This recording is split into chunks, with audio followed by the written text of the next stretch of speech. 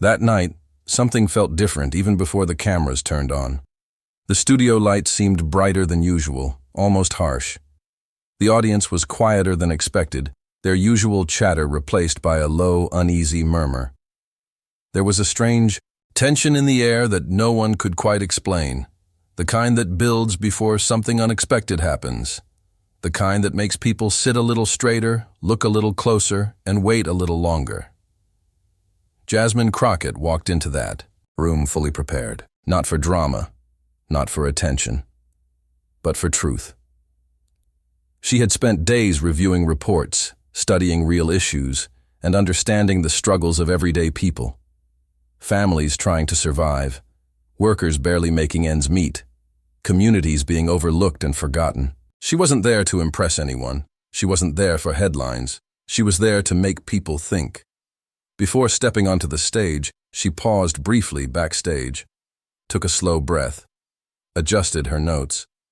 Not because she needed them, but because it grounded her. She reminded herself of one thing: stay calm, stay clear, stay focused, no matter what happens. Across the stage sat Barron Trump, young, mostly private, someone who had never really been placed in a situation like this before. Yet there was a certain confidence in the way he carried himself, mixed with a nervous energy that hinted he understood the weight of the moment, even if he didn't fully grasp it. He glanced around the studio more than once, at the audience, at the cameras, at his father, almost as if he was measuring the room, trying to find his place in it. And then there was Donald Trump, a presence that filled the room without effort. He didn't need to speak to be noticed. His posture, his expressions, even his silence had influence. Everyone knew that at any moment he could shift the direction of the entire conversation. When the cameras finally started rolling, the room seemed to tighten, as if everyone was holding their breath, waiting, watching, anticipating something they couldn't yet define. The host introduced the segment, the red light blinked on, and just like that, it began. Jasmine started speaking, and almost instantly, the atmosphere changed. She didn't raise her voice. She didn't rush. She didn't try to dominate the room. Instead, she spoke calmly, clearly, with control. Her words carried weight. She talked about the economy in simple terms, not complicated language, not political.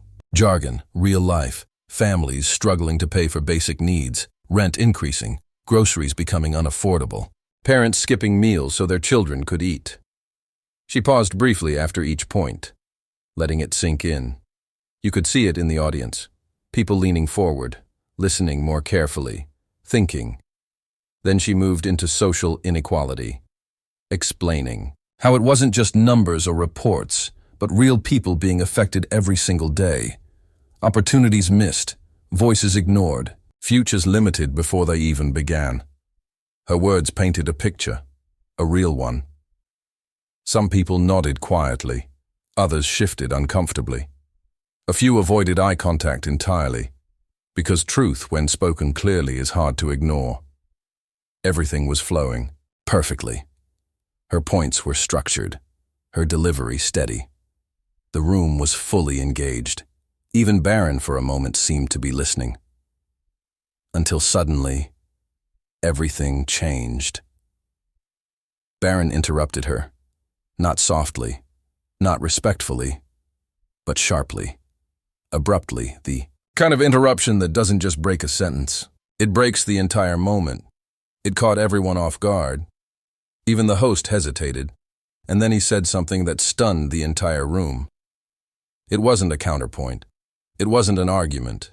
It was personal, an attempt to silence her rather than challenge her. The words landed heavily, uncomfortably. The room fell into immediate silence. The audience froze. Some looked shocked, others confused. A few exchanged quick glances, unsure how to react. All eyes turned to Jasmine. This was the moment, the kind that defines people. Most would react instantly, defend themselves, raise their voice, push back.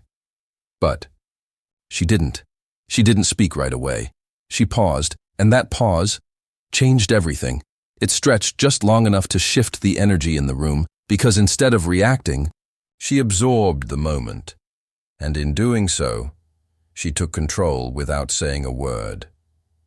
Barron, who had expected dominance, suddenly found himself standing in uncertainty. His confidence, once sharp, now felt fragile. The audience was no longer focused on what he said.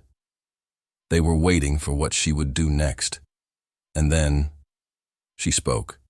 Calm, steady, controlled. Her voice didn't rise. It didn't shake.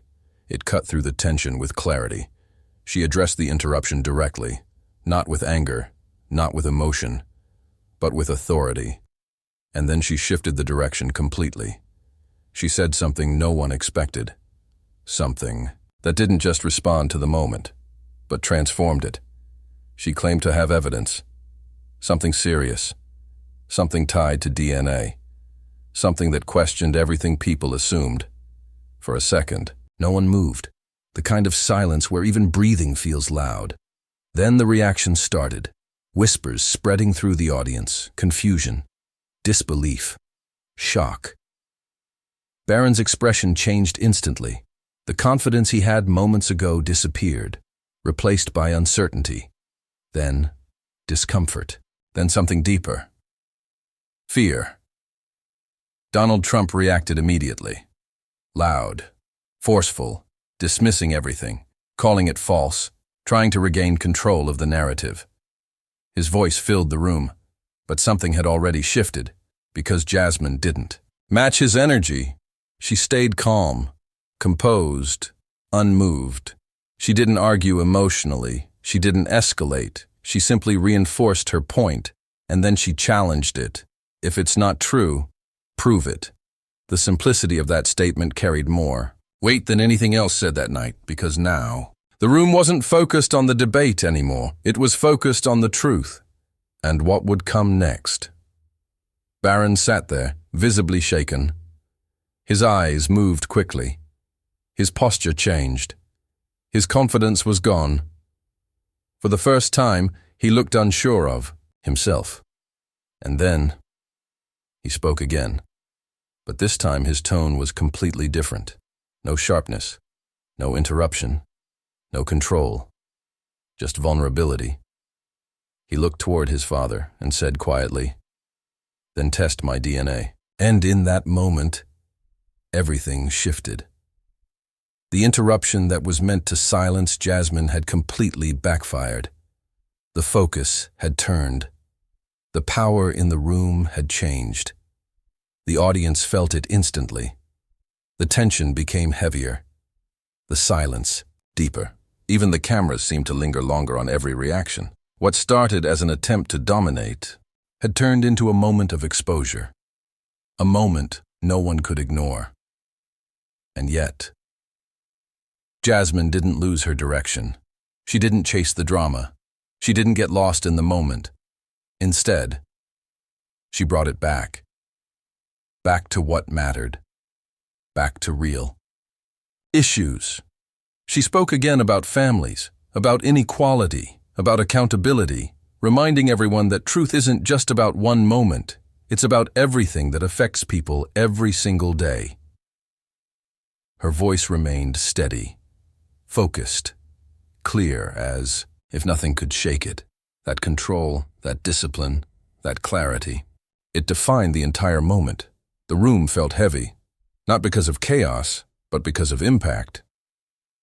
Donald Trump continued reacting, louder, more forceful, trying to shut everything down.